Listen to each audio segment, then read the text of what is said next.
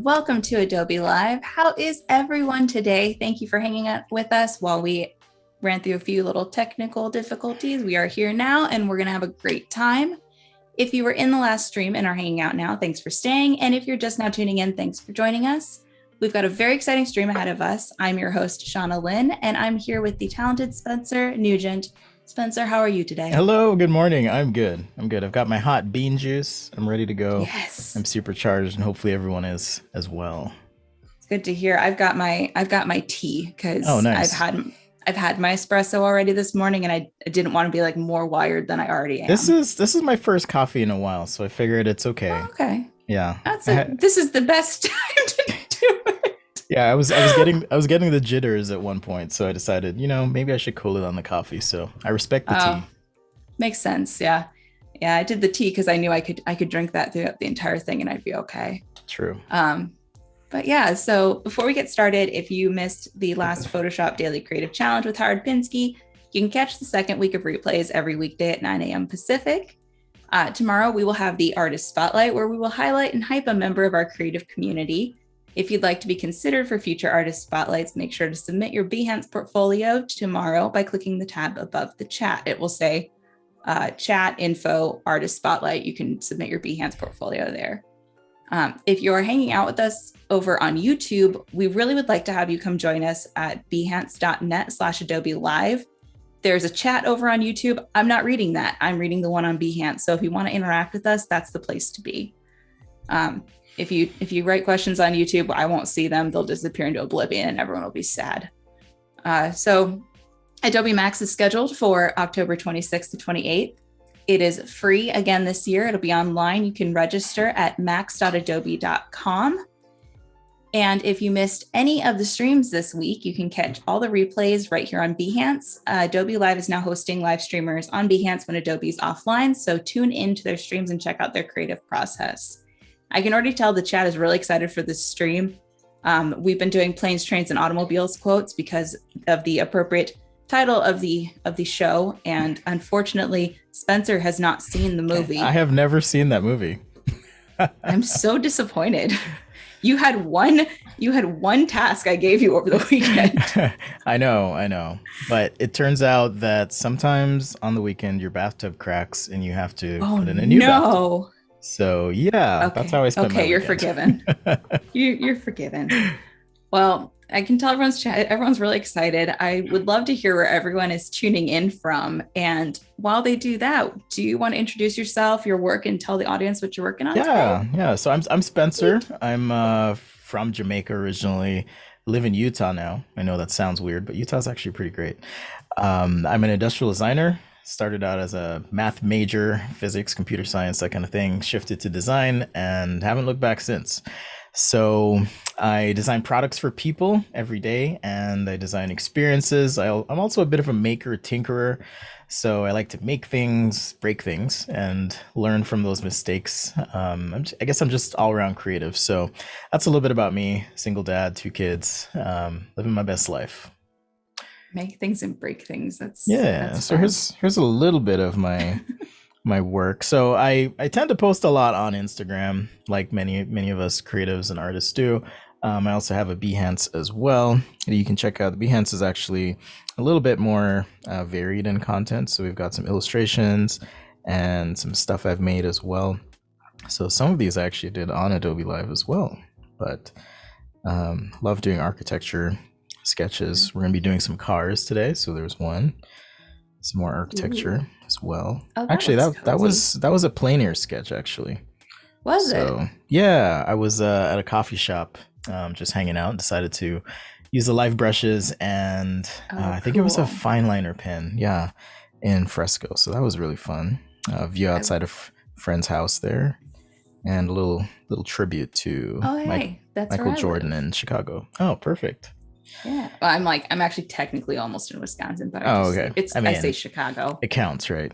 It counts. Yeah, it's an hour to the city. But yeah, I'm always making something. There I was this summer making some lights. I've got some more cars. I do enjoy them. Some aircraft as well. Even a rainbow dash. Look at that. Even a rainbow dash. One of these things is not like the other. Yeah.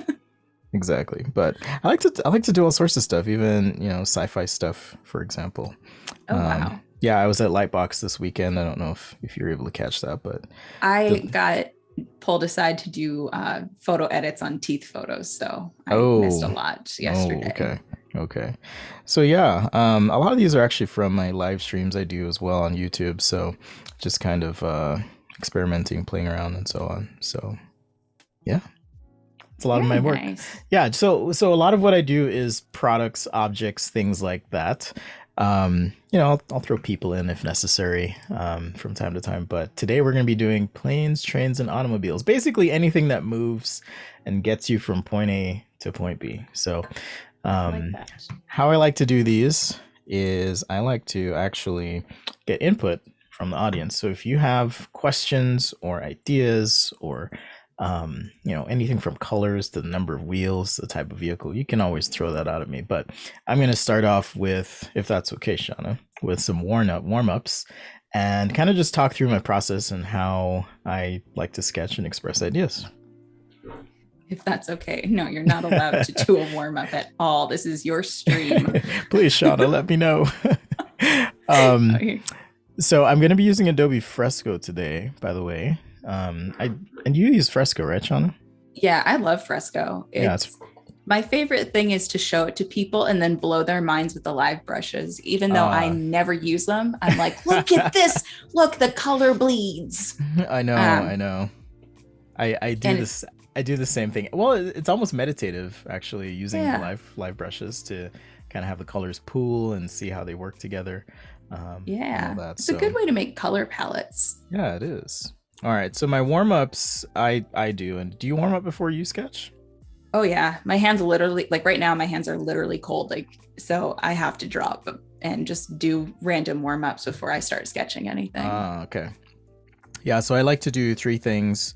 Lines. Anyone who's seen me before will recognize this. Circles, and then I do ovals or ellipses. Oh, okay. And for a product designer, these are like three really important components to pretty much anything that someone is going to make. There might be a circle.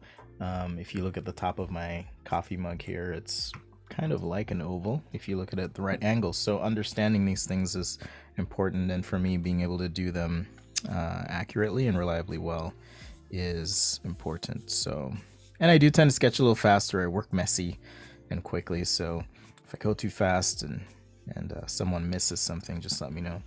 So to do this exercise, I'm actually drawing with my shoulder, and that means that my oops means that my wrist is locked in place as I'm doing this. And so my goal is to actually warm up my shoulder and my elbow more so than my fingers or my wrist or anything like that. Let's make a new layer here. I remember that was a figure drawing exercise that we had to do too. Like they didn't want us doing like little hashes um Yeah, with our wrist. We had to use our whole arm to make a to kind line. of kind of be loose, right? Yeah. We've already got a couple questions actually. Jan Eric wants to know if you're left-handed. I am right-handed, and I'm using an iPad Pro today. It's the M1 version of the iPad Pro and Adobe Fresco.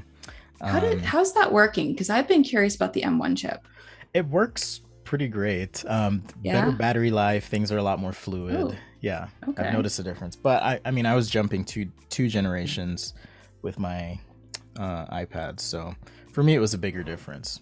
All right, Okay. so that was circles, and I know that was really quick, but just kind Yeah. of using my arm in that fluid circular motion. The other thing I like to do, and just want to mention, if whether you're starting out or you have experience, try holding your pen or your stylus or pencil, whatever you're doing, a little bit differently. Even if you don't have a tablet today, you can follow along. I'm trying to hold mine about halfway up the barrel, and that helps me keep a very loose feel to my sketches. Nice. All right, so let's do some ellipses, and also I'm just using the start. I don't know if I should call it startup pencil, but it's the default pencil in Fresco. All right, you can pinch to zoom and rotate just like you would in several other Adobe apps. All right, so let's start with some ovals here, and we'll just kind of open them up as they go down. thing that annoys me with working in Fresco and then jumping into Photoshop is I tap my screen and nothing happens when I jump to Photoshop. Oh, you mean like undo Like, redo yeah, or pinch to zoom? If both. Oh, I well, you mean, need. I have a touch screen Wacom, but like their touch screen isn't fantastic. It's very like sensitive. So if my hand accidentally sits weird, it like the whole screen like moves. And that was the end of the relationship between Shauna and Wacom.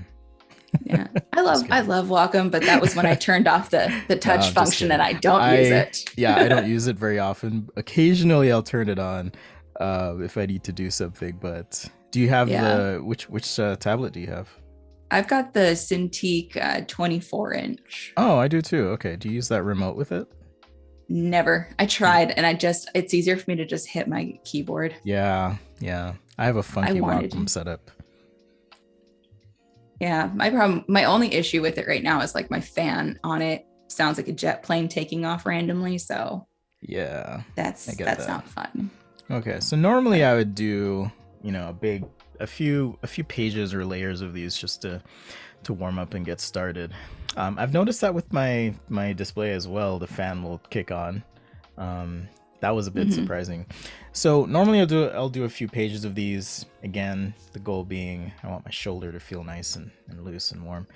Um, just like you would if you're going to exercise, you want to stretch, and I'll even stretch my arm sometimes, my elbow, and so forth. Um, It's so important. it is, and I remember being a younger designer, illustrator, artist, creative, whatever, and being frustrated that I was being actually taught and asked to do these exercises. But as it turns out, you're actually practicing real stuff. So if I want to sketch something as simple as a flashlight, if I just pick a couple of these, like so, we can change the diameter a little bit, maybe even round that out. We actually have a flashlight, like so. All right, I know it's not a car, but I'll show you something real cool in just a sec. A little bit of shading here. Pro tip, if you're using Fresco and you have a tablet that'll allow you to tilt, you can tilt your stylus or your pencil and shade in, just like that, right? Okay, so I have some object there that's now curvilinear, right, like a flashlight. But I can also do this with my other series. Let's throw some lines in here. I'll explain what I'm doing as we get into the nuts and bolts here, but a couple lines, a few ellipses, like so. And People in the chat saying that they've tried to pinch zoom their paper and stuff before. oh, I've done that, and two finger tapped on my paper as I'm sketching. Yeah. One time I was writing and I made a mistake and I went and I hit Command Z on my keyboard and I was like, why did that not work? And then it hit me. Oh, interesting. So you're writing on paper and then did the Yeah. command on your keyboard. Yeah, That's because my funny. keyboard is like right in front of that. And so I just out of habit hit Command Z and I was like, that's not how this works. That is funny. So with a few lines, you can see Oh, here, there's a even, car. yeah, even your warm-up exercise, right? You're kind of putting all this information in your brain, so to speak, so that when you are ready, and this is just a super quick rough sketch just to show you the value of, at least as I see it, those warm-up exercises. Just getting those muscles ready to go. Have you ever sketched or drawn a car? That's a great question. Have I done It's um a pretty niche thing, so it's okay if you haven't. yeah, I think I've had to do it for like random illustrations, but nothing where the car itself was the focus. Ah, okay. It was like a supporting element in a conglomeration of stuff. But I don't think I've had to do a full like car rendering. Yeah, so there's a little explanation of the importance of this warm-up exercise, and at least why I find value in it. And if you have been following along, you have the building blocks effectively of your car right there. Okay, I'm going to start a new document, Okay. and you know people, but one of the things that I do remember from my lessons when drawing people is trying to find some relative unit of measure, right? No matter what type of person you're drawing, proportionally, you want to make comparisons. And I remember drawing faces, and we would take the eye as a unit of measure, right? And you can kind of proportionally estimate the face. Well, for a car, it's similar. We use wheels. Okay, so wheels are kind of our proportional measure, and that's why I started with the wheels. Nice. So let's start with just a Stoney little. says, "Wow, boom! There's a car." Let's start with a little side view. I'm going to throw in a ground line. We're not going to jump into perspective just yet. Okay, so sometimes if you're drawing a vehicle, and let's say you just have a little idea, I'm just going to throw 2 rough circles in here.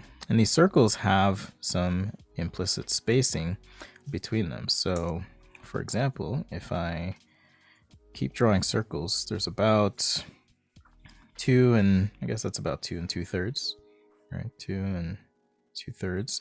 You can do a full 3, depends on the type of car you're drawing, right? Some cars are going to be longer and some aren't going to be as long. So, but I can start with a wheelbase, and that's what this is.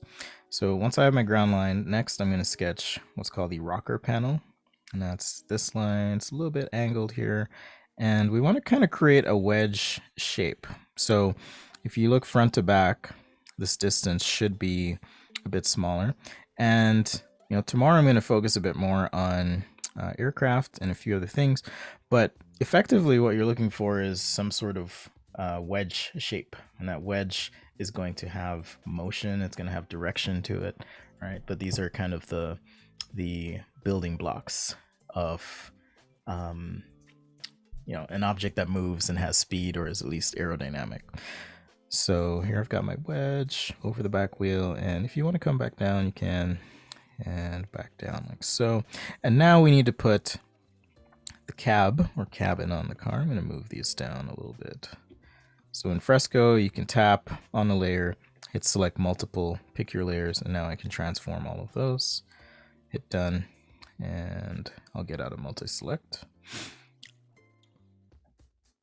Looks like I misplaced a little bit. I'll put my wheels back right there. Okay. So now I need to get the top of the car. A couple other things I did here. For example, the side of the car is typically 1 wheel high. You may not have noticed that. Maybe you have. Just like if you're trying to draw a person or trying to draw houses or trying to draw something else, it's important to draw from observation, but that also means taking a look at real things, not just drawing, but actually studying and trying to see if you can find those relationships between objects. All right. So here I've got 1 wheel high for the body, and you can go about a wheel high for the cab if you want. I'm going to cheat a little bit and go a little bit less here. But effectively what you want to do is draw a line from the center of this front wheel back like so. And then you'll have the back of the cabin kind of fall over that back wheel, right? Depending on the shape of your vehicle and the shape of your cabin, right? You can change your design as you go. Now, the general rule, I guess you could say, is this line in the front of our car needs to shoot toward the center of this wheel, and the back will rest or kind of relax and fall over the back wheel. All right, but that's kind of the general shape for the car. I can actually merge these down, and then if I make a new layer, let's adjust the opacity, make an underlay. So now if I wanted to design something on top, we can draw another circle. And we have the building blocks in place, so this gets really easy. All right, but let's say we start with some sort of side view here, throw a couple lines in. Now with these side views, I am drawing as if I'm looking at this vehicle directly from the side. So in preparation to draw in perspective, I'm trying to think about how these elements might look in 3D, but not obsessing over all the details just yet. Chad is really loving this. Bliss says, I watched Spencer's YouTube to better learn how to get circles and such down. Oh, nice. All right. So the underlay can kind of be your general shapes, and then as you go, if and this is just a way generally to make drawing a lot easier too, is to use underlays and overlays, which basically it's kind of like taking thin sheets of paper that you can see through and layering them on top of each other so you can see your work before, and it takes some of the guesswork out of where to put things and how to put things, because you can kind of work messy and fast, and then when you're ready you can tighten things up. So I've got a body line here, and you'll see how this translates into perspective in just a bit. And the front over cab. Back over like so. And when I say cheat, one of the things that you'll notice, if you ever look at car design sketches, the proportions are a bit aspirational. I'll use that word generously, meaning, you know, a car has to be functional, but also aesthetic, in the sense that, hey, someone's got to fit in this thing, but it's got to look cool. So sometimes car design sketches, you'll notice, kind of they lean a bit more heavily into the aspirational, cool look, but that's meant to be what I consider or call an emotive sketch to create buy-in. So say you're working in a design group, or working with other designers, to create some excitement around your concept and process. It's important to be able to kind of stylize things a little bit. All right, so this is definitely a stylized sketch. So as I mentioned, functionally, we need some brakes here where our doors might cut in, and it depends on the type of vehicle, right? So if you have something that's more of a four-door, you may have some door cuts like so. Okay, we've got our wheel arches right here, and the back door is a little bit small, but we'll just do something funky here on the side. I love how much energy this sketch has. Thank you. So yeah, there's some stylized things happening, even a hint of the shadow. You can shade some stuff in if you want, but there we have our pencil sketch to kind of start. Now, to kind of inform, I got a little bit ahead of myself.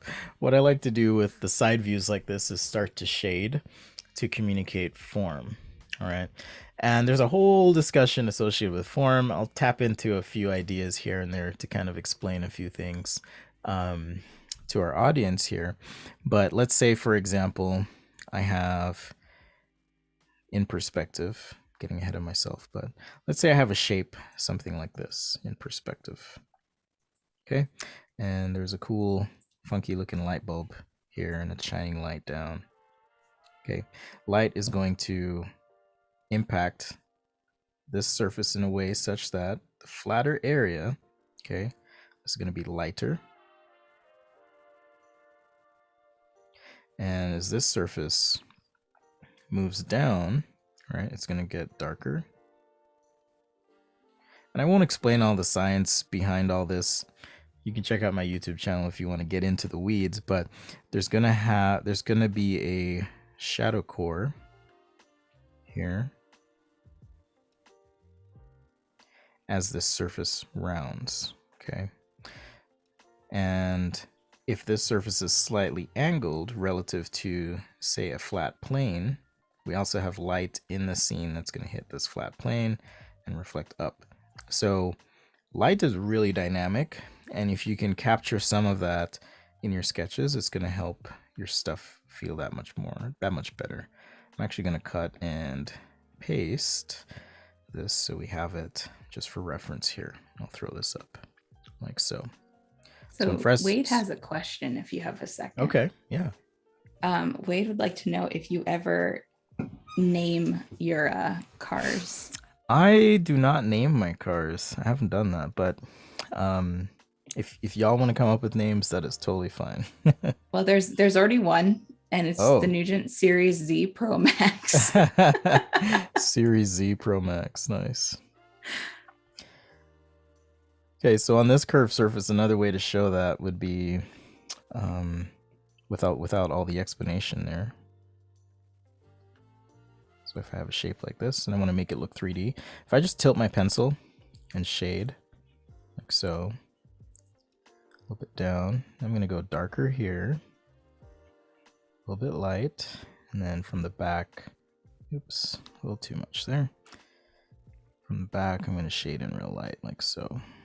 Okay, so now we have a nice wrap to that surface. So in 2D view, if I'm looking at this, dead on from the side, what I might do is where I have surfaces on this car that have a wrap like that, I can just quickly shade in 2D, and that's going to give my sketch a more 3D appearance.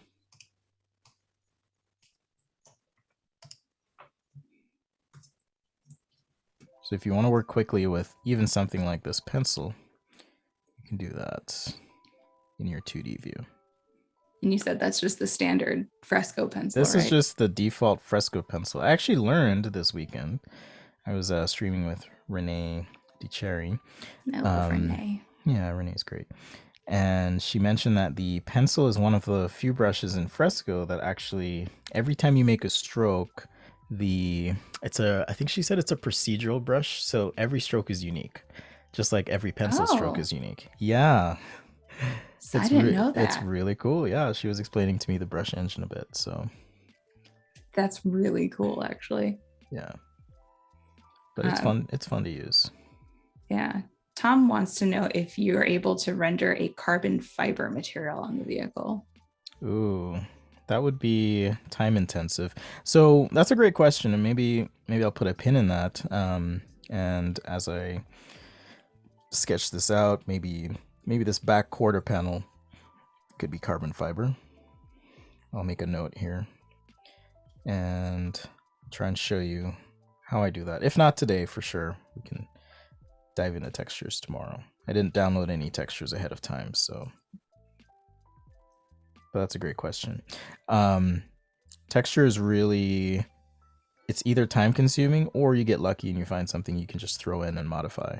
What I mean by that is just taking an image, which you can import an image into Fresco, modify it, and then place it in your sketch to kind of add another layer of realism if that's what you're going for. I call myself a lazy sketcher. I'm always after being able to communicate what I'm trying to communicate as quickly as possible without getting too lost in details. Occasionally I'll do very high fidelity sketches for clients, but usually I'm more loose in my sketching. Jan says, I don't even have a driver's license, but I suddenly want that car now. Well, thank you. Yeah, so hopefully you can kind of see the power here of just a simple pencil shade and how that can bring a sketch to life and really kind of explain in some sense, depending on where you place your shadows, your highlights, and so forth, you kind of get a sense of the geometry of, say, this door panel. So I might change this line to be a bit more approximate, so just like that. All right, simple sketch. Let's see if we can translate this to perspective. All right. Let's go ahead and change my canvas size. I want to sketch big. One of the things I do love about Fresco is, at least for me, I don't know if you've been able to do this, but I haven't run into a situation where I've run out of layers. I haven't either. I don't know what kind of magic is happening under the hood, but it's amazing. And it's nice to not have to worry about it. Yeah, it's nice because I like to start sketching at like 350 DPI. And I do generally like a 9x12 canvas, 350 DPI, and I have yet to hit a point where I've run out of layers. Yeah, and it's so nice to not have that limitation. Absolutely. I don't know what's happening, but whatever they're doing, I hope they keep it up. Okay. Yeah. I'm excited to see how it continues to flourish because they've done so much in just even the last year with it. So for perspective sketch, typically we'd want to know, um, how wide is this vehicle? Okay, in that dimension, but also um, from a top view, what's actually happening with the design. I'm not going to go into detail on that, but I will say, as far as width goes, if you're doing this in a more technical way, you can actually set up a system like this where you see I have these lines projecting down like so, and over from the ground line. This point of intersection here, I can project out at 45 degrees and then up, and that would give me effectively, if I were to map this out, the width of my car. So my car is about this wide. Okay. I can also project over. So if I know the front of the car is here, I can project over like so. So as I'm drawing the front of my car, okay, I may end up with something like this. Here's a center line. Got my wheel like so. And you get to decide what the front looks like. So this is actually when you see a car and it has headlights and a grill in the front, or not, like a Tesla. That's called the graphics of a car. Okay, so commonly in the automotive industry, you'll hear them referred to that as the graphics. I'll just keep this very simple. Okay, looks like a face. Yeah, I forgot. Oh man, I forgot the terminology there. There's a word for that. I know what you're talking, like where you can see faces and things. Yeah, is it pareidolia? I'll look it up. Yeah, 1 second. Where you see faces, but it is fairly common for cars to look like faces. So you're right. Pareidolia. Pareidolia or something like that. Yeah. Yeah. All right. So there I've got a front view, and now if I want to project down, I could do the same thing here as well. Right. You can kind of map these features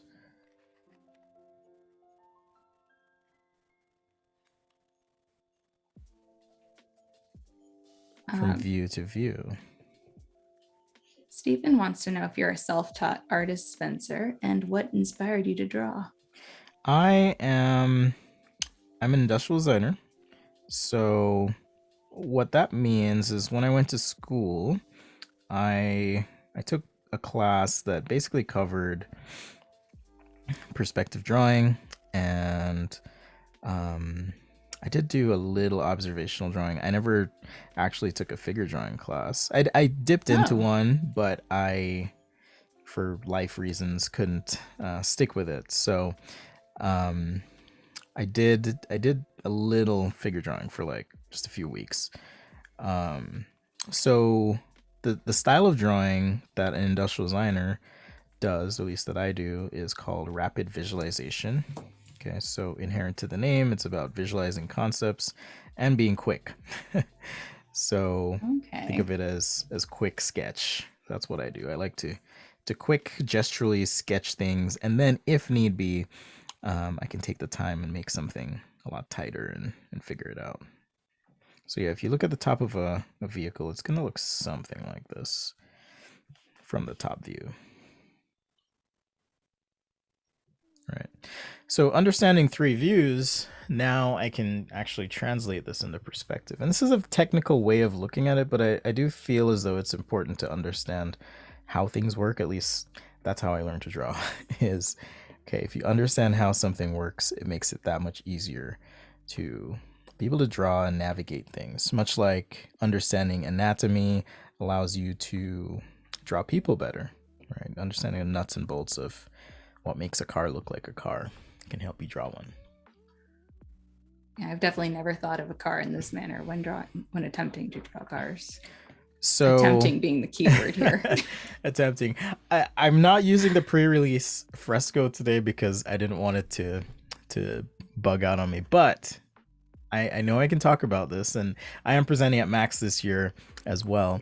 And there is a perspective tool that is on the horizon. So Kyle was demoing it this weekend, I think. Oh, awesome. So you'll be able to draw in perspective. And if you don't even understand all the concepts, or you have trouble drawing guides or grids in perspective, Fresco is going to make that real easy real quick. So stay tuned for that. It's going to be pretty exciting. So what I'm trying to do here now is just draw a box. Okay, so it's more of a rectangle. Okay, and this is just representing proportionally I'll do this on a new layer and red. So I'm drawing this shape here, like so, in perspective. Okay, so here's the side. I guess I could do the top in a different color, and this will start to make a little bit more sense. And then we have a box on the top. Okay, and that in perspective is right here. Boom. So we did 2 boxes. A third would be, say, the front view here. And this just gives me a proportional estimate of the side, front, and top minus the cab of the vehicle. All right. Can you see that? Can you use Fresco only on an iPad? We've got Cheryl in the chat asking. Tablet computers too. Yes. Well, actually, you can use Fresco on Windows now if you have certain hardware. Yeah, I think they were testing it way back when on the Surface tablets. Yes. And I had the opportunity to test it on, I had a Surface Pro 4. So I had the opportunity to test it back then, but they kept telling me, like, don't use the live brushes because the live brushes will crash the demo. Yeah. And so I kept hitting the live brushes and crashing the demo. But at the time too, they didn't know that Surface Pro 4 didn't have tilt recognition. Didn't have what, sorry? Tilt recognition in the pen. Oh, tilt recognition. Yeah, so I think newer. I thought you said telepathic admission or something. I was like, what is that? No. That sounds sci-fi. No, but that'd be awesome. No tilt recognition. So okay.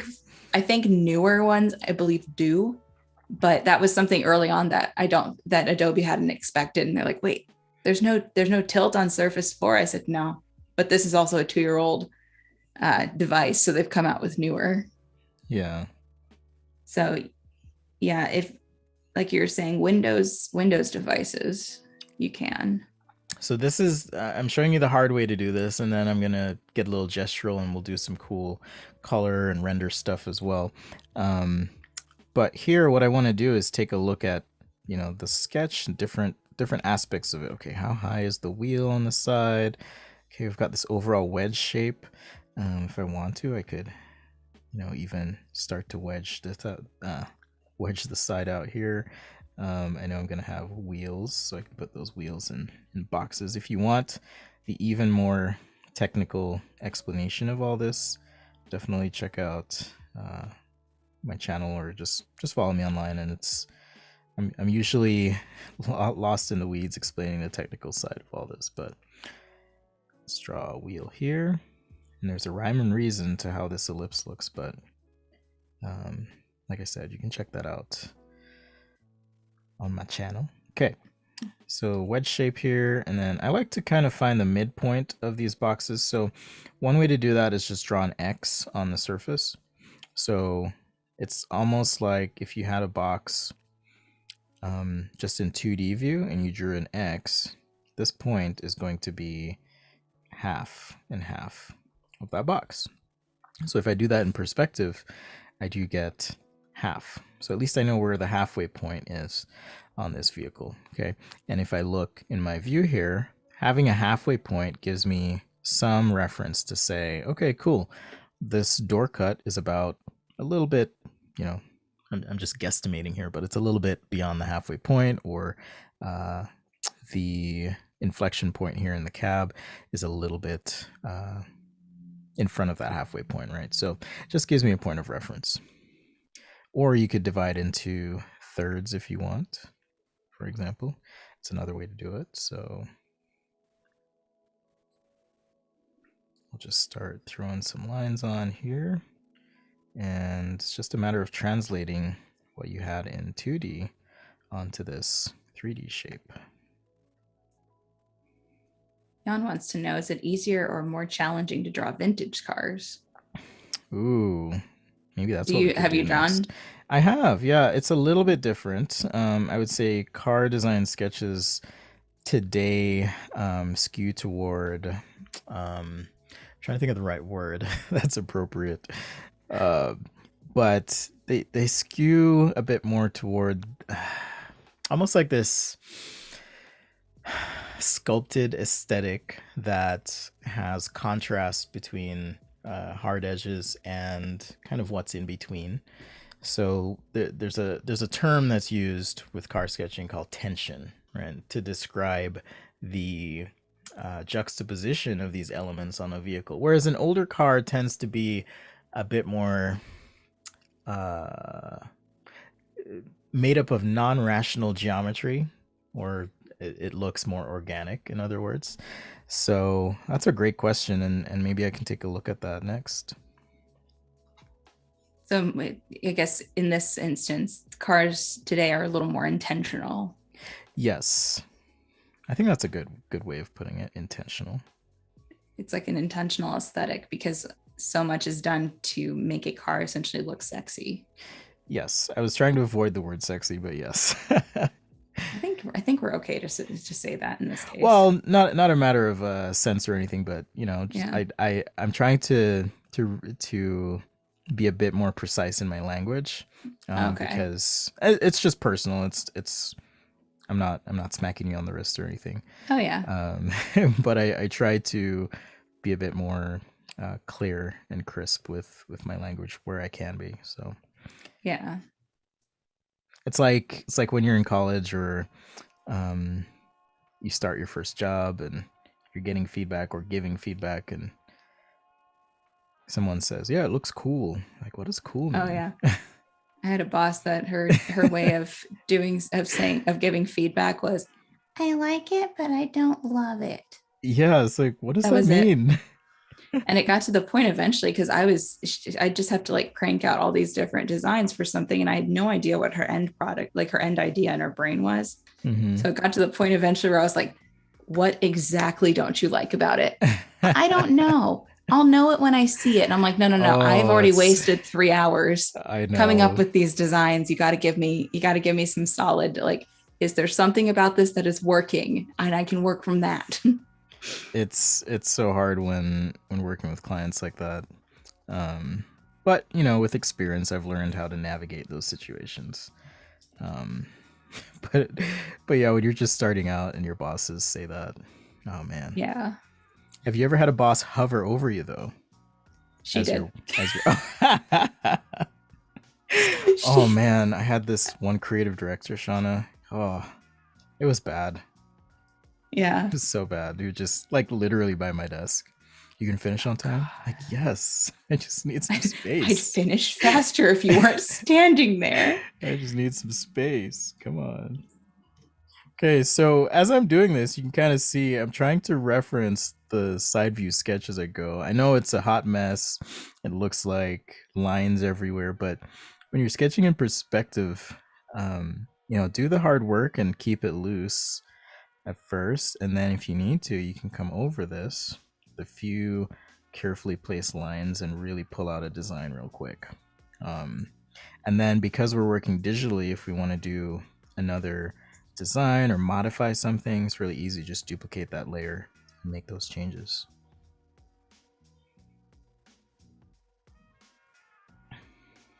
You may notice as well, maybe not, maybe you did, maybe not, but a lot of times I'll zoom out on my canvas and work almost as if the entire sketch is a thumbnail. All right. So I know it doesn't Oh, show very well on the live, having a tiny sketch. But if you're but on your working, tablet. yeah, if you're working and you just want to cover a large distance, it's a lot easier for me to draw a straight line like this than it is to say have it huge. Now I'm really Yeah. having to use those muscles. So sometimes it's actually advantageous for you to kind of zoom out, get the gesture in, and then if you need to clean it up after the fact, you can clean it up. Yeah. The chat's loving this sketch. Jan says, I love this 3D sketch. Okay. So now we have a bit of a perspective sketch and we have our rough sketches there.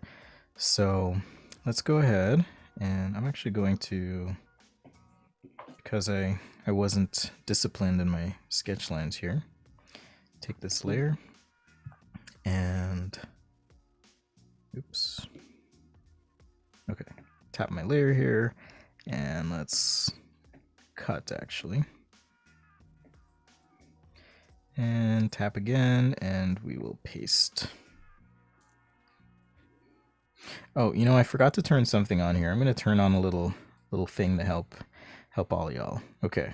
So Oh, the little blue dot yeah, I thing. totally forgot. I usually have it on. I totally forgot. Okay, show touches. So now when you see this blue dot, you'll know where on the screen I am. So you're not just like, whoa, how did that happen? Oh my gosh. It's magic. It's magic.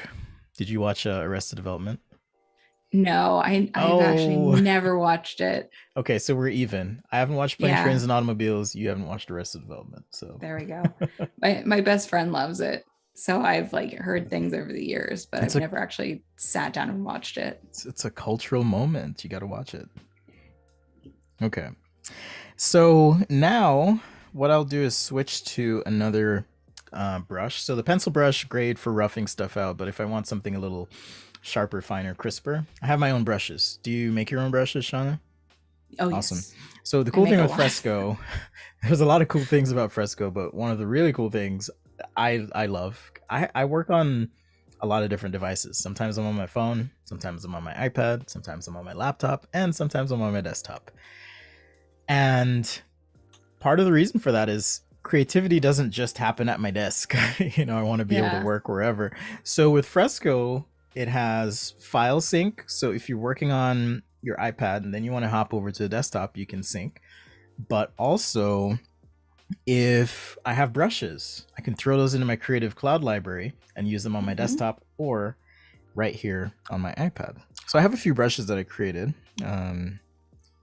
Let's see, what do I feel like using today? I'm going to use the Spencil. The pencil. The Like Spencil. that. I'm gonna use. It's good. Yeah, it's actually a digital pencil. I wanted to create a digital pencil that had just a little bit of texture, but it was also crisp. Yeah. So I went ahead and made that. Yeah, it's a thing. Pencil.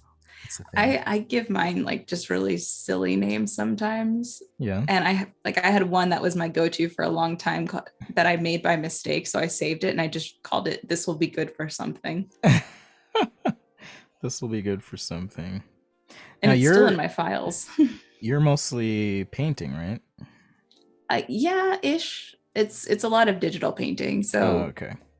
yeah, I started out doing digital chalk. So I made brushes that looked like chalk way back when. When you say way back when, you mean 2011, 12, 13. oh, okay. Yeah, this is back then.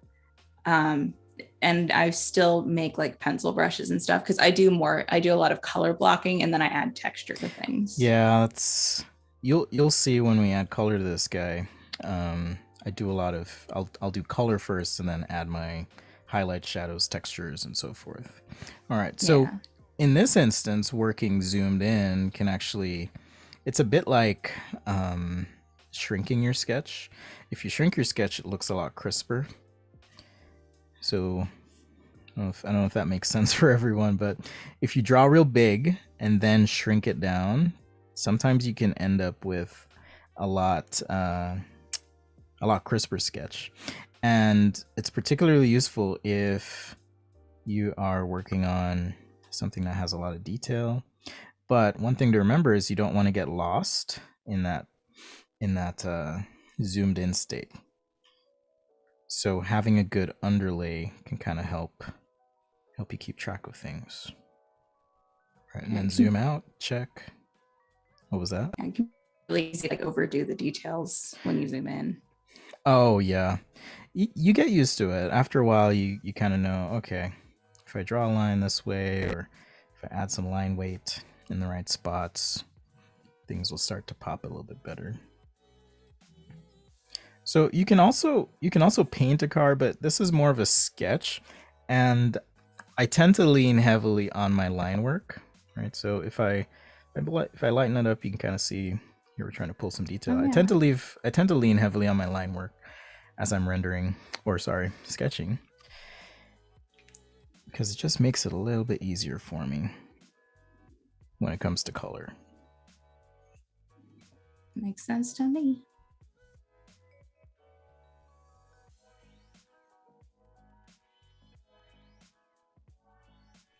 Noor says, nice rims.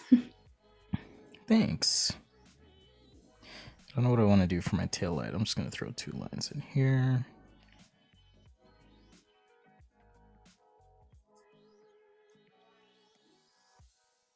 Now I have deviated from my side view a little bit, but that's okay. I do that quite often as I'm designing something. Include small deviations just for consideration as alternatives.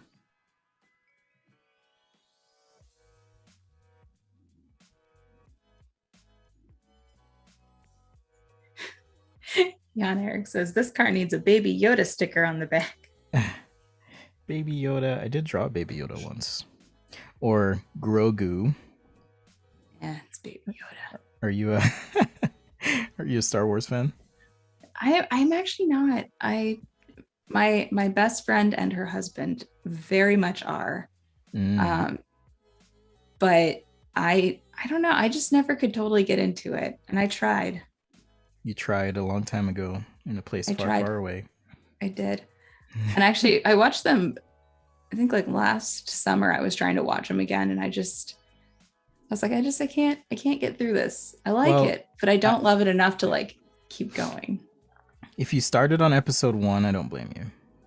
So. Yeah, no, I didn't. I was actually catching up on the ones that I hadn't seen. Oh, okay. Yeah. No, I remember seeing episode 1 in theaters. All right. So one other thing I want to mention is, for me, as a matter of principle, I tend to not use tools a lot when I sketch, and that's because I don't want things to look perfect. I like a sketch to feel like a sketch. So I know some people like to use a lot of tools or templates, things like that, but I tend not to.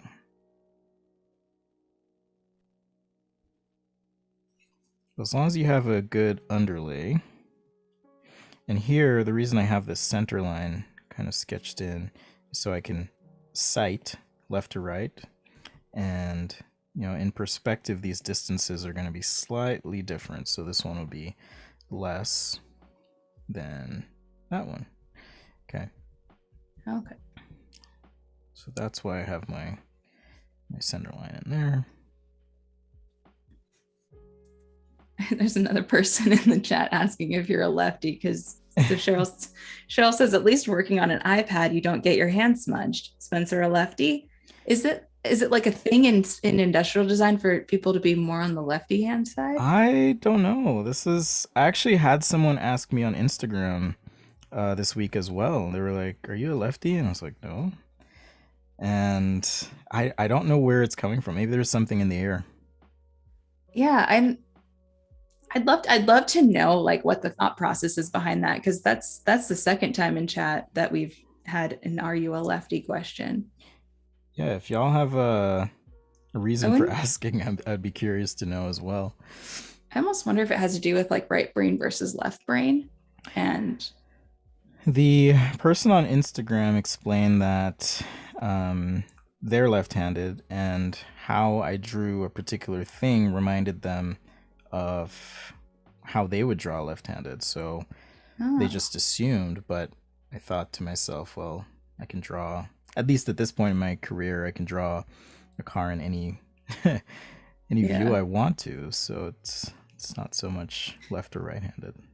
You give off that left hand energy. I guess so. Yeah. Gareth says, I'm a lefty and have to wear a drawing glove so I don't change things with the side of my hand. I had a choice to make. I was like, do I become a drawing glove person or just make it work? And I didn't want to be a drawing glove person. Used to. Much love to the drawing glove people out there, but yeah. I think the only time I've actually used it in the last several years was when I was at I got to work Adobe Summit for Microsoft a few years ago. Oh, okay. And we were demoing that. Remember when that Surface Studio came out with Yeah, those were and cool. I had so much fun because you literally can take a finger and just push it down. Yes. And I kept showing that to people. I'm like, watch, you can do this. But I'm so used to having like more of a matte screen, and we were working on straight glass. So, fingerprints galore. So I had to wear a drawing glove because otherwise I would have smudged the screen up like crazy. And my hand wouldn't slide. So it was constantly making like those skidding noises. Oh yeah. And I was like, I'd want to draw a smooth line and I can't. So did you have sweaty hands then? no, because I use that one where it's just like it covers like just the final two fingers. Oh, okay. Yeah. So because I can't draw with like a full glove on, but I can do the one where it's just kind of covering where my hand would touch the screen. I mean, I have gloves I could put on, but they're, like I said, I was redoing my bathroom this weekend, so I have construction gloves. But yeah, I didn't like the idea. I don't know. Maybe I'll try them one day, and then I'll never go back. Never know. I tried to draw wearing gloves last winter because it got so cold that my hands were just not staying warm at all. Oh wow. And trying to draw with cold hands is actually kind of painful. So I was trying to like wear gloves at my desk, but so I always got that benefit of like getting winter, but I didn't like get winter. Oh.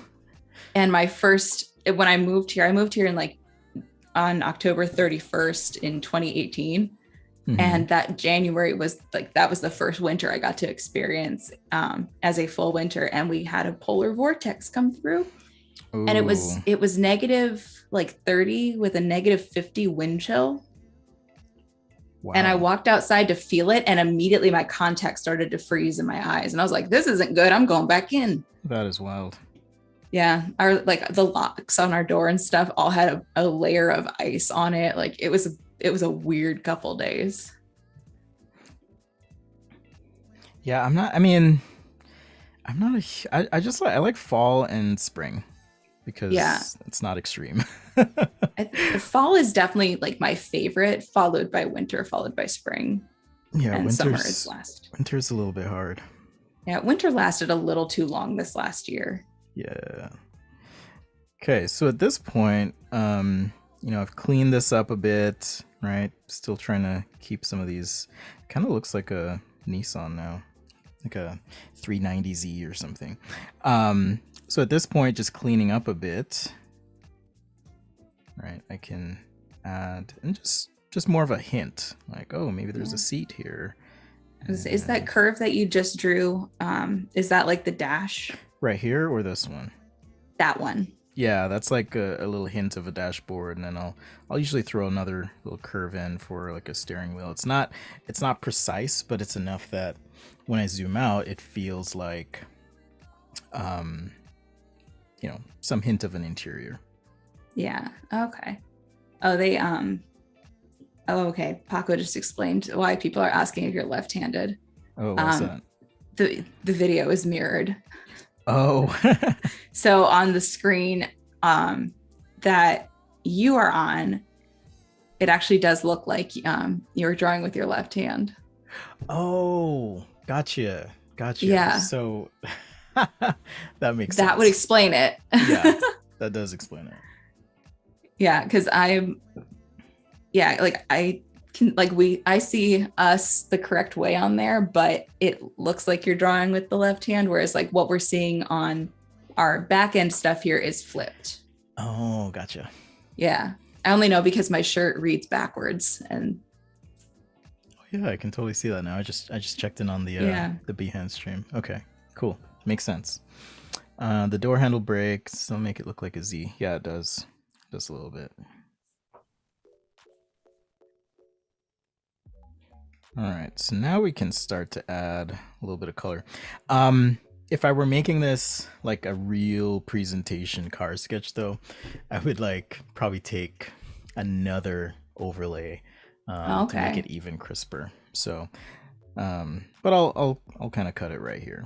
All right, so Let's go ahead, and I think similar to your process actually.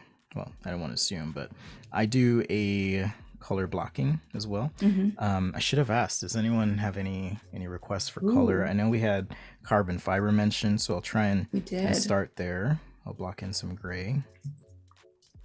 Like I said, I'll maybe ask the chat this back panel, perhaps. So I'll do because gray. The front of it I'll do a little different. have you ever been to Creative South? I have not. Okay, there's so this just reminds me of at that conference there they'll have there's this guy that owns a Bentley Hmm. that lives in the city, and he will get it wrapped with like a vinyl, and then we get to like there's like teams of us that get to draw on it. Oh, interesting. Yeah, so I got to draw on a Bentley one year, but we And like he'll split it. he'll keep it that way. He'll keep it that way for a little while, and then they remove the wrap and it's back to normal. Ah, okay. That's But cool. yeah, they had it last time. It was it like I think it was half like neon green and half black, Wait, did you say and you're in Wisconsin? almost, yeah. Okay. I can hear a little Midwest in your Yeah, voice. yeah, it's there. I grew up in the South, but I definitely have the Midwesterner accent. Or maybe it's a combination actually. Something. It might be. Yeah, I do know that I talk with a bit more of a Midwestern twang at Yeah, times. for me it's a subconscious switch. If I'm speaking with someone from Jamaica, Oh yeah. then my accent will come out and I start talk like this. But most of the time I don't Oh, really do interesting. it.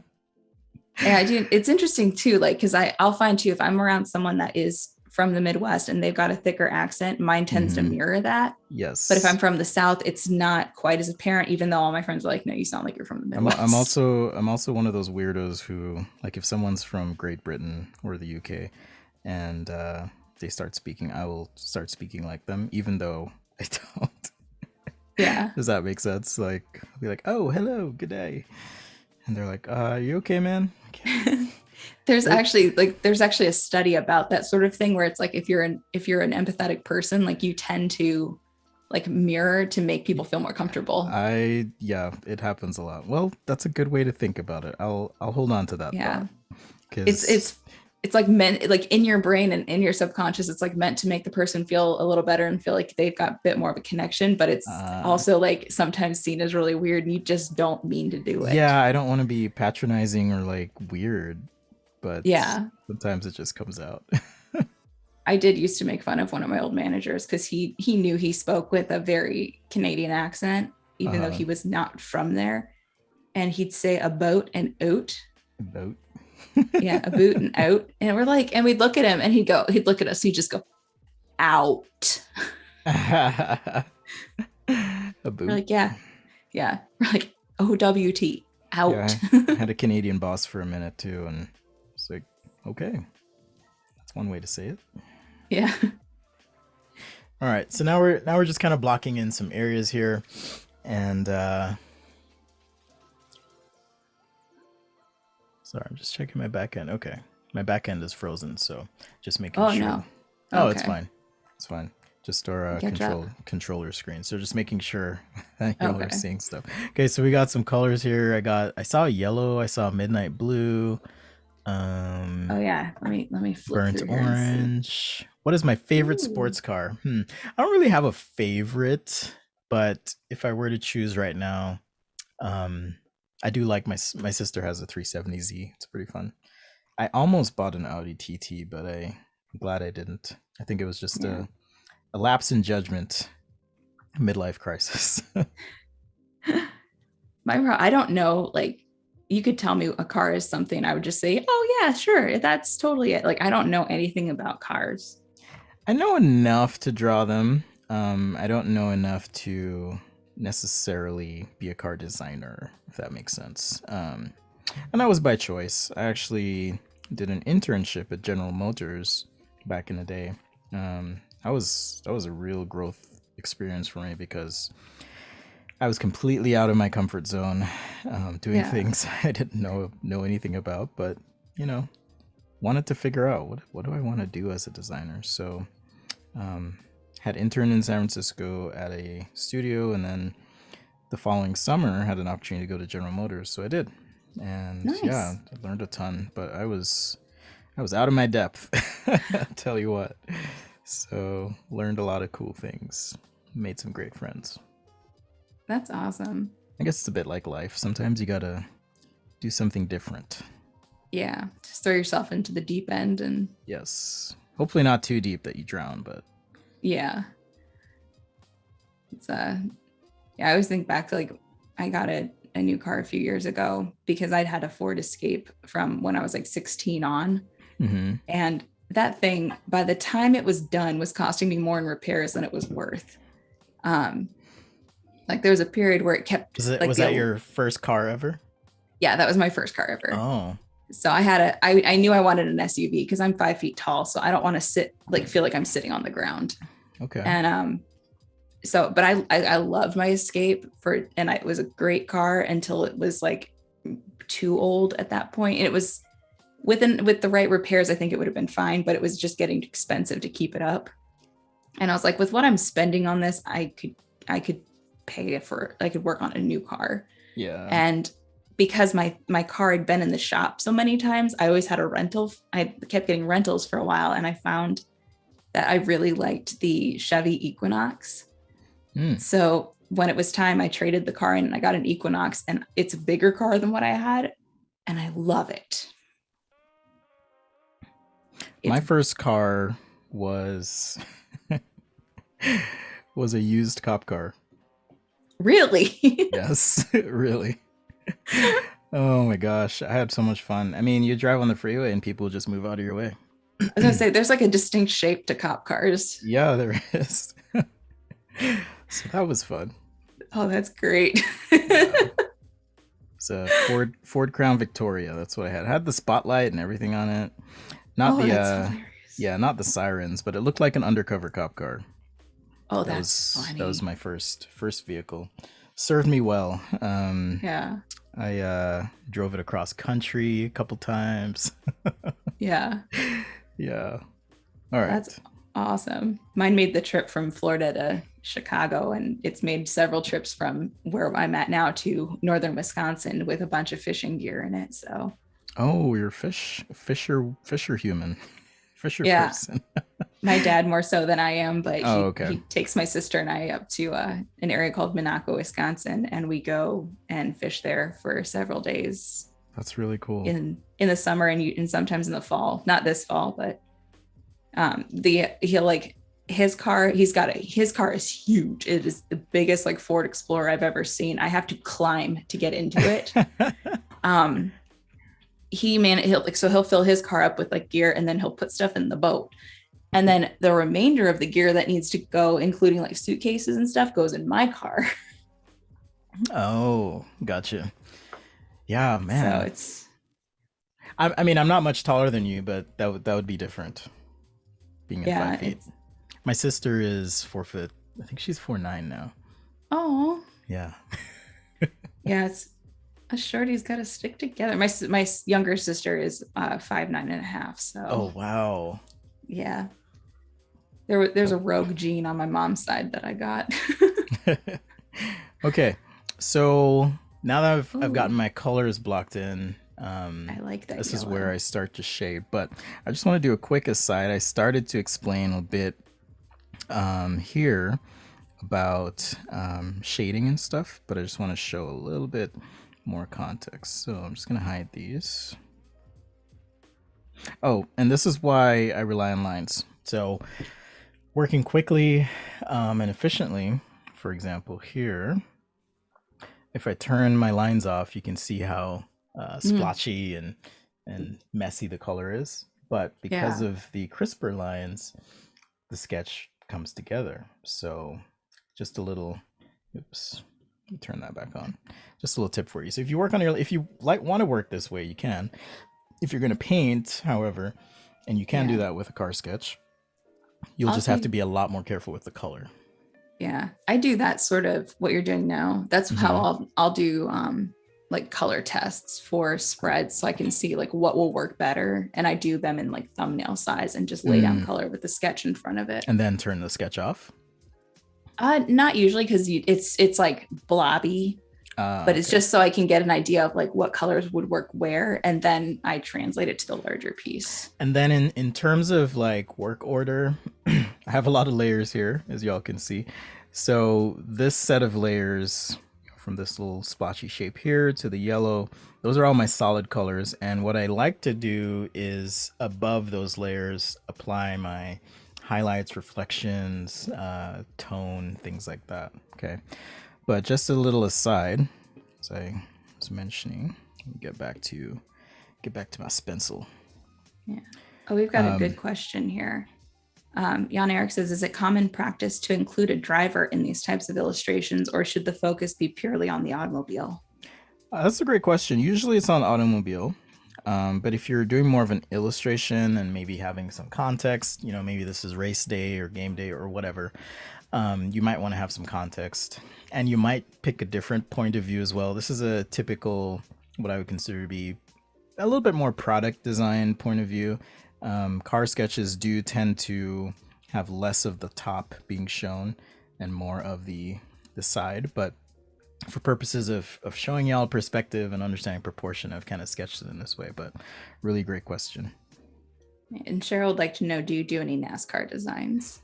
I do not do any NASCAR cars. I've never actually done one. That would take a long time because you'd have to do all the graphics and everything on the side. Okay. I grew up with NASCAR like nearby, and you could hear them practicing at night. Oh, really? Yeah, I mean, I was still like 20 miles or something away, but when the was it Pepsi 400, I think, is in February or something. I don't know.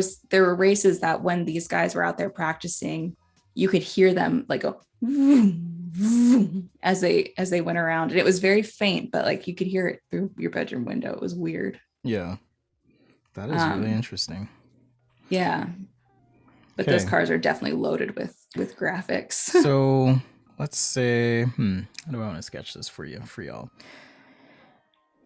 So if I'm looking at the side of a car, oops, there's my iris pupil. If I'm looking at the side of a car, okay, and you can do this, you can go outside, check it out. Typically, the surface of the vehicle is going to be reflective. Okay, it's polished, shiny, but it's also curved. Okay, so here we have a few things happening. Now we're gonna have the sun in the sky, of course, projecting light rays. And these light rays are gonna bounce on the ground and reflect up, but they'll also hit the vehicle, okay? And there will be stuff off in a distance, maybe it's trees, mountains, whatever, people. All that stuff's gonna get reflected in the side as well.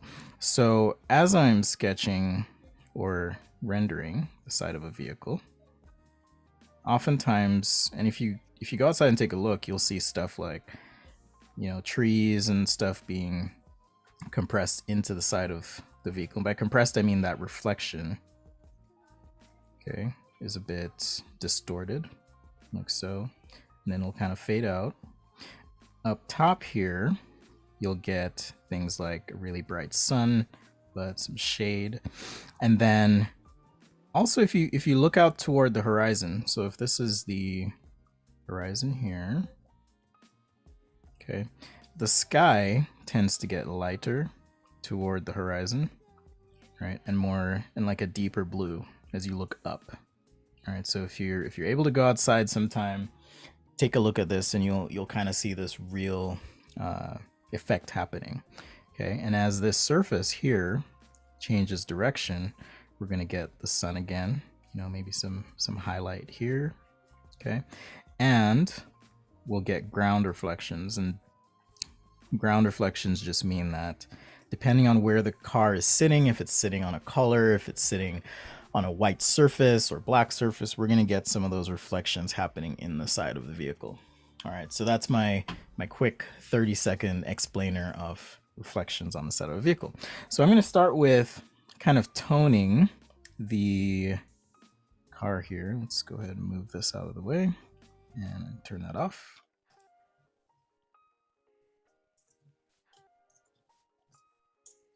Actually, I'll just move it to the side here. Rob says, have you ever seen David Kimball's cutaway illustrations of vehicles? Yes, they're incredible. I I'd never heard of it, and I just looked it up, and oh my they're goodness. they're incredible. I do not have patience for that. The detail. Yeah, it's wild. It hurts my head thinking about how long that must take. Yeah. I mean, that's like really paying attention to every little bit and bob that's in Yep, there. And absolutely. oh my goodness. Okay, so I have my own little airbrush here. It's the big softy, I call it. See, I have some funny names too. Oh, the big softy. Big Oh, softy. Jan Eric goes, those are nuts and bolts. Yes. Okay, let's see. I'm going to. Jan Eric with dad jokes. Okay. Anyhow, let's go ahead and tone this. All right. So because this is a three-dimensional object, we're gonna get some shadowing happening. It all depends on where your light source is as well. So I'm just gonna assume that there is some light coming from this side as well as the top. Okay. I was gonna say, do you ever like draw in where your light's coming from? Not usually, but if everyone's curious and wants to know what's in my head, I'm happy to explain that. Also, just a little tip, and this is a time saver for me, anyways. When you're working in Fresco, if you tap on the star next to the brush, that makes it a favorite. So you can just tap favorites because there's tons of brushes in Fresco. You may find that on an illustration you're using just a few, so you might want to keep those handy and at a finger's reach. All right, so now, oh, go ahead. The favorites option. I was just saying the favorites option is very, very handy. Yes, it is very, very handy. Because then you're not searching through multiple folders for that elusive brush. That's right. Okay, so I'm just going to tone this up a little bit. Yellow is actually really hard to render. So to do this, I'm actually going to play with the opacity and blending modes as well. Sometimes I'll use color burn, sometimes I'll use multiply. Today I think I'll use multiply. We'll also add some, oops. Oh, you have to click out of, yeah. Yeah. Add some oranges there. You run into the same problem, huh? I did that a lot this weekend. Okay. I don't usually use I don't often use blending modes when I'm just drawing in Fresco, but I definitely was like, why is it not doing that? And then realized just because the dialogue was open. Bill Hornstein says, when photographing cars, we would shoot plates and retouch them in order to control reflections. Oh, interesting. I always wondered how you would shoot something that's reflective like that. You'd probably have to edit out the camera, huh? Yeah. If the camera was caught in the reflection and so forth. So it's just a handy airbrush that I created as well. And it has like a core to it and then some drop off or fall off. So it just makes it easier to do some of these little details where we have a surface rounding, for example, or if you want to fade something out. Oh, interesting. Norsh would like to know, when you design cars for work, do you usually have specifications or is it completely creative and freestyle? Yeah, so I don't design them professionally. I just want to point that out. But I do have friends that do. And usually what happens is you have a platform that's engineering. The platform just basically means the kind of underlying structure of the car. It might be the length of the wheelbase, things like that. And usually that'll be kind of set in stone. So, hey, we know how far apart the wheels need to be. I'm just gonna lock my focus here. We know how far apart the wheels need to be. We understand the suspension, the overall attitude of the vehicle. Attitude just means how tilted it might be front to back, and the posture that the car might have fundamentally. So those things might be locked in. And then you have to take into consideration brand and target segment in the market and so forth. And then that's kind of how they go about the design exercise. I'm curious, maybe this is a question for the audience. I'm going to ask y'all a question. How long do you think it takes for a car to get to market? My guess would be at least like 3 years. Okay. And I'll wait for some answers to come in and then. Yeah, chat's about it. The video's about 30 seconds behind, so it'll take a few moments. Okay. Oh, hey, Ryan Selby's here. Hey, dude, what's up? He says, oh yeah, drawing cars, the easiest thing to draw, just like horses and hands. My favorite meme right now out there is one for artists, and it says, when I can draw hands, it's over for you all. Just you wait. hands are so hard. They're so hard. Okay, we've got some coming in. Got 2 years, 7, 3 years to 5 years, 10 years, 2 years, 15 to 20. I know some of you watch my YouTube streams, so you might be cheating. It is about 3 to 5 years. Okay, so I was actually not all that far off. Yeah, you weren't that far off. But that's a long time. I mean, I do consumer electronics as well, and to release a consumer electronics device, I mean, it can take, depending on what's happening, it can take 8 to 12 months typically, or 8 to 18 months sometimes. Apple actually does a really good job of year-over-year innovation there. But a car does take a lot of effort to come to market. Okay, I'm going to clean up some of these layers. Sometimes I like to just isolate an area, work on it, and then I'll just kind of merge as I go if I know I don't need to make any changes. Bill says the production cars never look as cool as the prototypes. That is true. That is true.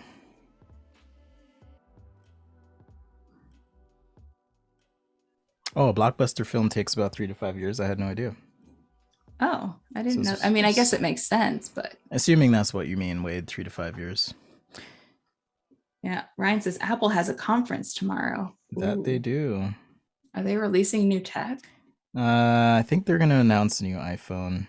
I used to get excited about that stuff more so, but not so much lately. Yeah, I get excited about like the iPads and stuff. But then I don't like watching it because, especially like I got a Mac Mini earlier this year, and I opted for the Intel, not the M1, because I didn't want to risk the M1 not being enough power for the Mac yet. Yeah. And but I hate like buying something like that and then like 3 months later, like, oh, we released this thing and it's wonderful, and I'm like, yeah, it's frustrating. Did you said you got an Intel Mac Mini? Yeah. Oh, nice. Yeah, it's the 2018. So. Yeah, I just got a Mac Pro actually. Oh yeah. Yeah, it's been nice. That's the tower. Yeah, it's the tower. It's the tower. I do a lot of video and audio work as well. Makes sense. So, I mean, it doesn't really make sense, but I liked it. I had a tower one before I got the Mini, but it was like back when the tower was like a round. It was round. Yeah, I have mine. It's sitting on the ground here. Yeah, I had that, and it got to a point where it kept just shutting off. Like, the middle of doing nothing, just shutting off, and I was like, well, this is not good, because it wouldn't turn on for like an hour. So did you ever figure out why? Nope, but they gave me a great trade-in value. That's crazy. Because I upgraded the RAM and the space in the 6 years I had it. And I didn't use like technically on-brand stuff, but I did use stuff that was compatible. Yeah. And did you trade it in at Apple? Yeah, I traded it in through Apple, and because they gave you like a rough estimate of what it might be. And when I got it, they gave me like $600 more for it than it was originally. Like, yeah, I was like, I know I took care of this over the years, but I didn't think I took that good care of it. Maybe I will. Maybe I'll do the same, because mine's just sitting on the floor. Yeah, I when I traded it in, like unfortunately you don't get like money, you just get an Apple credit, Which is but fine. which is fine. I'll probably use it. Um, yeah, so it worked out well because it that credit went towards the mini and it made a huge difference. And I was able to upgrade the mini to like the top specs that I needed. Mm.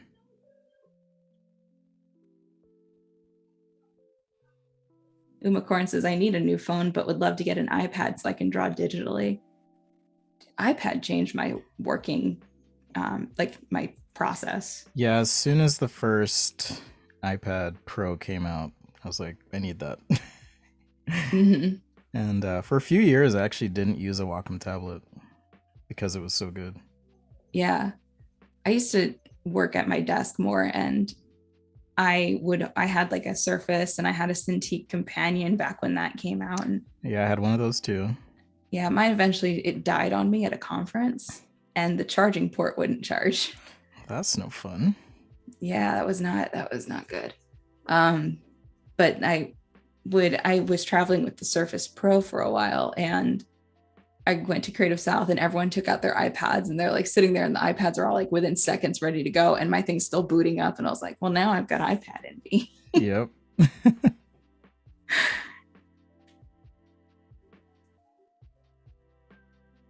And then not long after that, I went and I got an iPad Pro, the second generation pencil versions, because that thing is fantastic. How many Apple Pencils did you go through? I'm still on the first one. Oh, really? And I haven't had to buy a new one. Wow. Okay, so the first gen iPad Pro, I think it was like 12.9 inch or whatever. Yeah, when it first came out, I lost 5 Apple Pencils. Yeah. That was the one with like the little cap. Yeah. So I had to buy 4, I guess, replacements. Yeah, it's a lot of money. It's a lot of money. Yeah. Oops. That was the only one that I would ever have considered getting a second and just like keeping it charged so that I could flip them out. But with this one, the pencil is so good that I have not managed to need a reason to get a new one. But I replaced the tips a lot. Yeah, I finally got another pencil. This is my second generation or whatever, the squared off sides iPad Pro. I finally got another pencil because my pencil stopped, at least the tilt stopped working. So yeah, well, that's not good. So I'm just drawing in where I need to add some light, just to explain to everyone here. So I'm gonna add light here. That was a great idea. So you were asking if I ever draw that in first. I don't know if you do, but if I need to do a light source, I will like physically draw it in. Oh, wow. Just so I know where it's coming from. Yeah, so this is kind of where I'll have my primary lights. We'll have some on the glass here as well. And then my secondaries, or not primary, secondary, but we'll just say A and B. You know, things like under here, because light's gonna hit the ground and reflect up.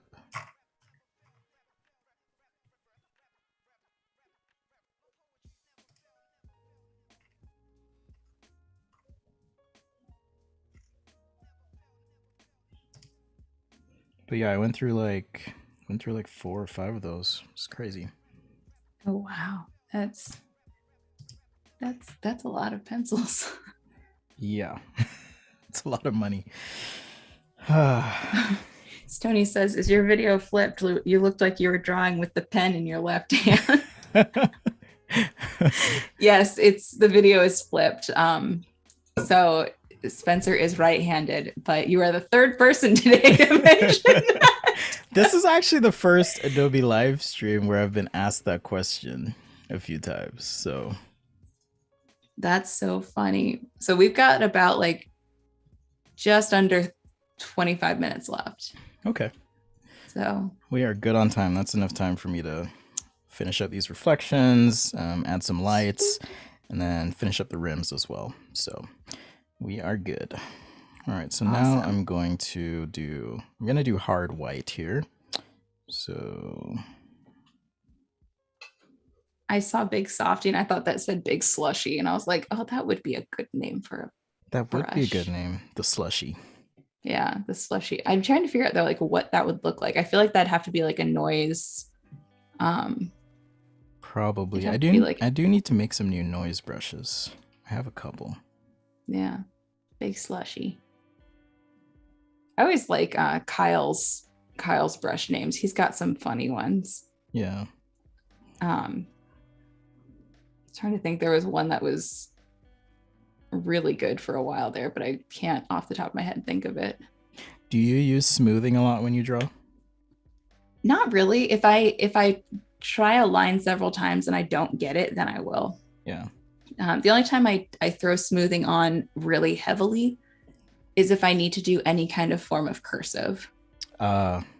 I don't use it very often. I know a lot of people do, but it's just Yeah. curious if you do. Ryan says, can we design a car today and see it in 5 years?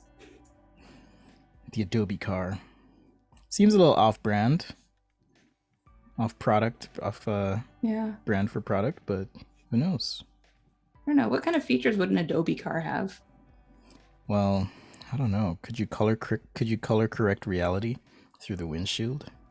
You know, it'd be really cool is if you could like change the color of your car based on how you wanted it to be that day. Like I feel like that would be an Adobe car. Display Or your like art. you could, yeah, or like you could see like a color and eyedropper it as the color of your car. Exactly. That would be cool. That'd be really cool. I'm trying to think what else it would be. Well, maybe the Bugatti thing where as you're, like that experience you had, you could you could draw and then have your artwork displayed on the side of the vehicle or somewhere that on would the be vehicle. cool. Yeah. That'd be like an the power moment.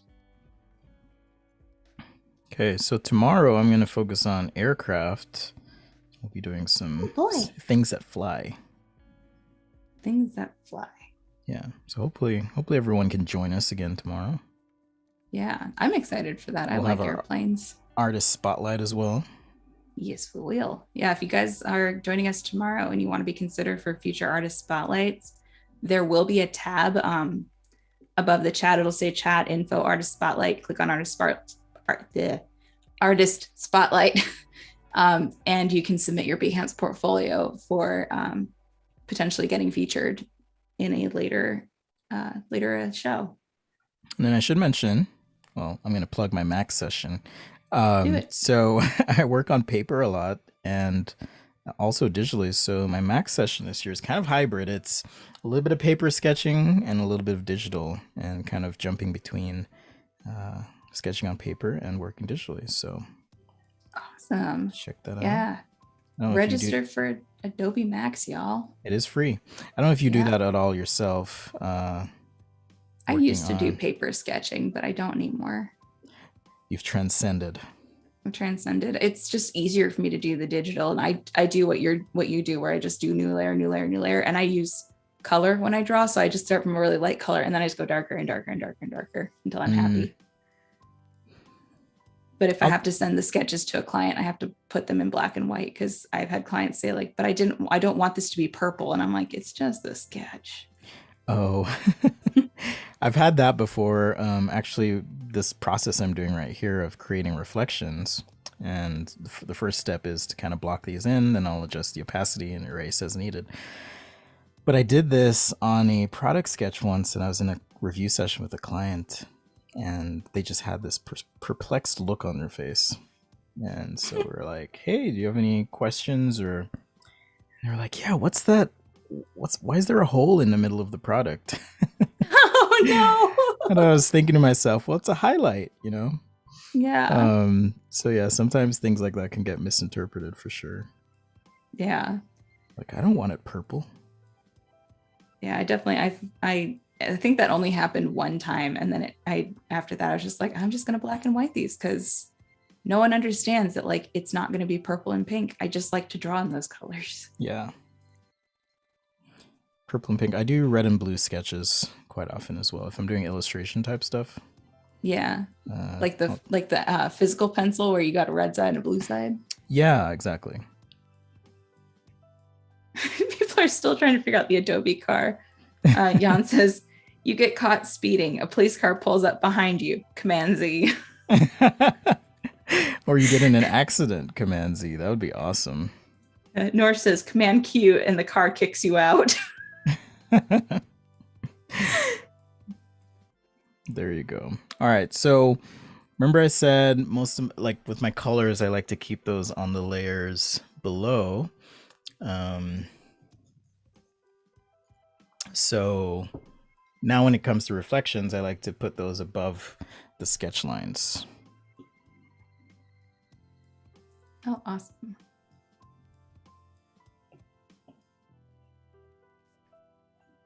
All right, now I can kind of erase a little bit, create a little dynamic here. Command W, the car windows are suddenly fall out. That would be funny. Tamar is in chat and says, did Spencer go to the College for Creative Studies or Art Center? I did not, but I had thought about it. Are you self-taught, Shauna? Yes and no. I'm that kid that's been drawing since they could hold a pencil. Mm-hmm. But I went to college for originally opera, and then a semester later I switched to graphic design. Yeah, I auditioned, and that's how I met my best friend. Actually, though, is she was auditioning right before me. She came out of her audition, and she's like, "Don't worry, they're really nice. You're gonna do great." And my mom goes, "Go audition. I'm getting her number." And so we ended up living together our freshman year, and then we didn't live together sophomore, and then junior we got an apartment together. So after that we were junior, senior, and then 2 years after that we were in an apartment together. That is cool. But that is really cool. And spoiler alert, she and I both quit opera, so we did not last. Hey, I was sick. We were both sick the entire first semester, so that like definitely takes a toll on your voice. Hidden talent. I had no idea. Yeah, I can't do it anymore, but but I mean, you can sing, right? I can still sing, yes. Yeah, opera is different. Yeah, that one was, but I did audition, I did get in, but then I realized I was jealous of the kids with the big art portfolios sitting around the lake drawing. Mm-hmm. I was like, I want to do that. Like, that looks like fun. That looks like, I was like, that looks like that's, I just want to do that. Did you do like high school art? I did. Okay. Yeah, I did IB art, International Baccalaureate. I did that. We had to do a show at the end of the year, and I'm like, my show was my display was pathetic. I just did like portraits of friends, and that was it. And then, well, hey, the fact that you can do portraits is awesome. So, when I decided I wanted to learn how to really draw, my mom enrolled me in a Saturday class. It was like 6 hours every Saturday for like 8 weeks, and we learned how to do portraiture. Figure drawing too, right? We never did figure drawing in that, actually. It was really just focusing on like how to do like the hues and the shading and pulling out color or pulling out like the highlights and stuff. I didn't do any figure drawing until I got to college. Oh, okay. But I did really enjoy figure drawing. But opera was college, right? Yeah, that was just the first semester, and then I switched to graphic design. And I took illustration and advanced illustration in college, and I had an awesome teacher who would not tell you until until your second semester of classes with her that she used to work on Family Guy and Doug. Oh, wow. And so she'd bring in the backgrounds like so you could see them. And she did the illustrations? She did the background illustrations. That is cool. Yeah. And I'm like, I was like, that's really neat. Like, you're so legit. But so that was like the extent of like illustration. And then I graduated, worked in the agency life for 2 years, and then I moved to Orlando, got fired, and jumped into freelance. So yeah.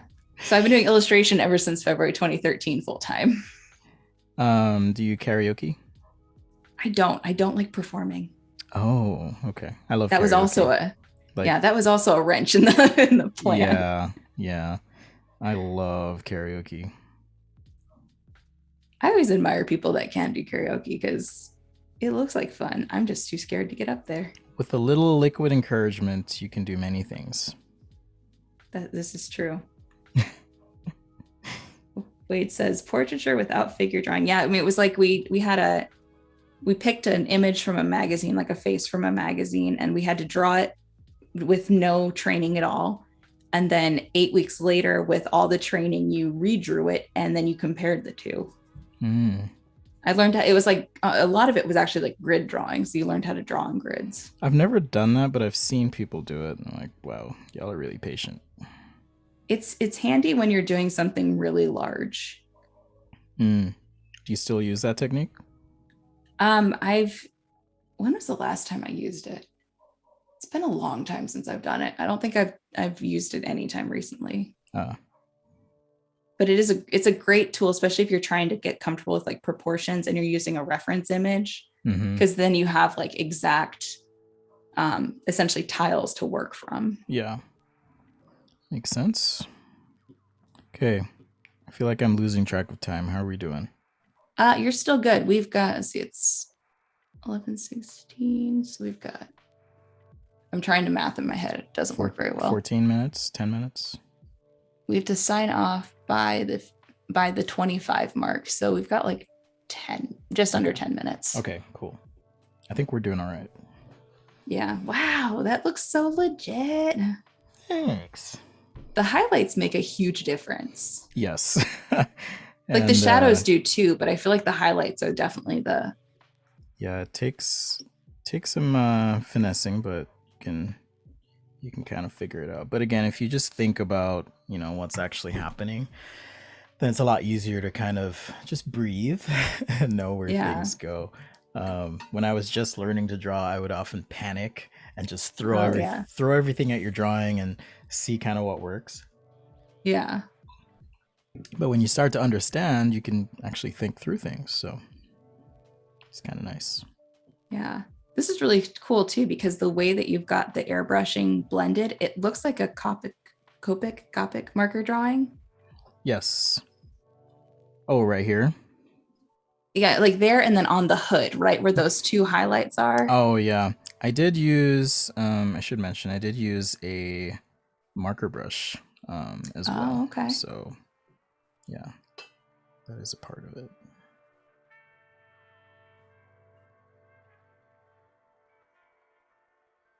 Potato says, please drink a glass of water. Why is it? Because my voice is that towards me because my voice is gravelly, or is that towards Spencer? Like probably towards me. I've been drinking this whole coffee the whole time. So I've got a big water and I have yet to touch it this stream. So don't worry, I'll hydrate. Be guzzling water after this. Back in the Adobe Twitch days, there was a person that would, I can't remember who it was. They would pop into every stream and they'd go, make sure you drink, you stay hydrated. And they'd go sip, flip, and stretch. So sip your water, flip your canvas, get up and stretch. That's a good idea. Because those were like 3-hour stints of drawing. Stony says, you already dented the car. Sheesh.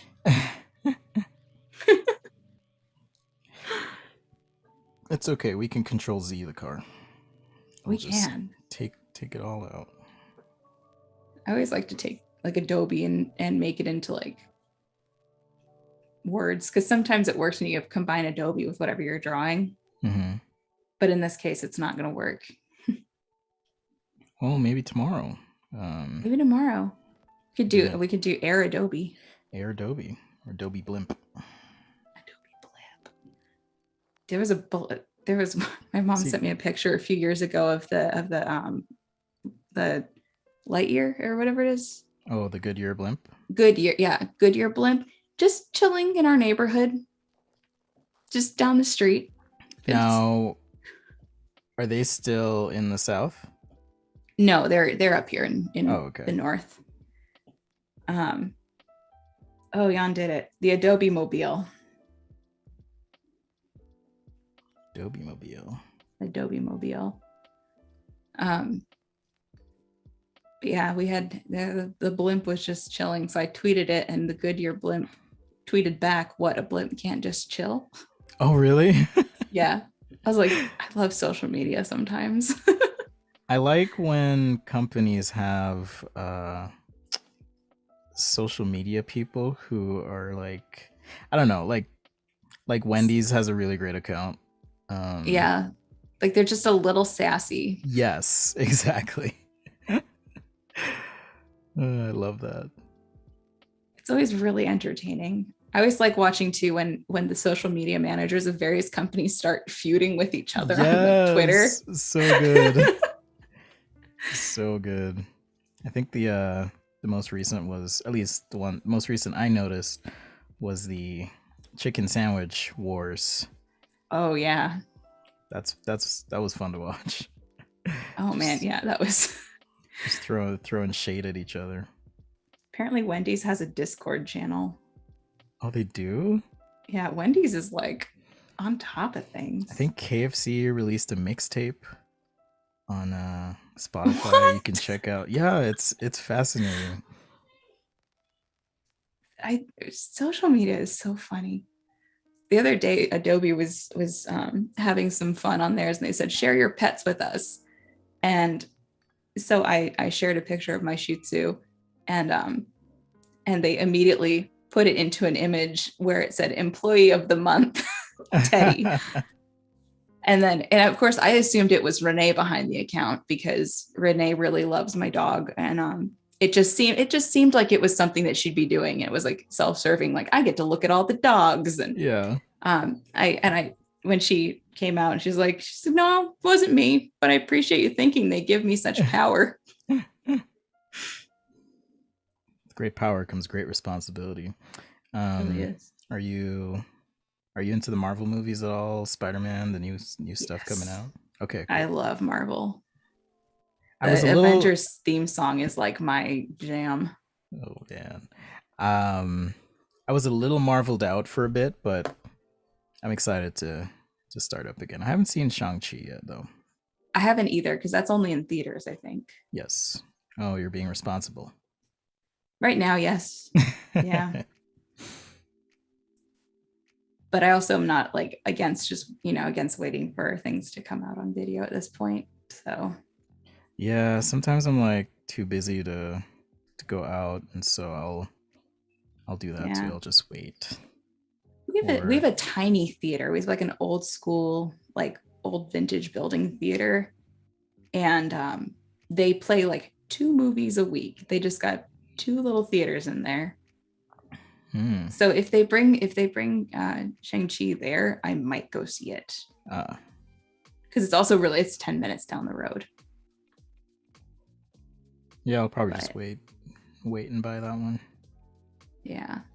But I do love that they're continuing it, and they've got really just a lot of great stuff coming, but also the soundtracks.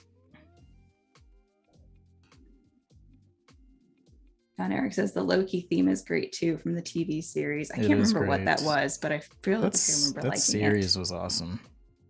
Yeah, it's been it's been really good for all this. Like we've had a lot of like different things come out, like a lot of different video games and different movies and things. There's been people picking up hobbies, so you have a lot of people jumping into like illustration and making. Like I've got illustration friends that are like, I'm making rugs now. Oh wow. Yeah, I actually did a craft show with my sister. She's also a designer. Oh yeah. So she did prints, and then I was making lamps. So I sold a bunch of lamps Oh, this summer. That was pretty fun. Yeah, was that I make them from recycled glass bottles. Maybe I can show y'all tomorrow a little bit. yeah, that'd be Um, awesome. Oh shoot, we have 1 minute. oh, I lost track of okay. time. 1 minute. All Where'd it right. go? Look at this, guys. Ta-da! I don't normally lose track of time, but I definitely lost track of time. Sorry. Yeah, so everyone, thank you so much. This has been fun, and I love this car. This turned out fantastic. I appreciate the chat chiming in and giving us a ton to work with. It's been an absolute blast having you on here. We'll be back tomorrow at 9:30 Pacific for part 2 with Spencer, and make sure you stick around for the Illustrator Daily Creative Challenge replays with Andrew Hockrattle, immediately followed by character design with Voodoo Val and Cody. Yep. So thank you so much for coming today. We're going to have a blast, and we're excited to have you back tomorrow. Thanks. We'll be doing things that fly, so we'll see you then. Yes, I'm very excited. Well, thank you, everyone. You guys have a great day. Stick around. Great stuff coming up, and we will see you tomorrow. Take care. Bye.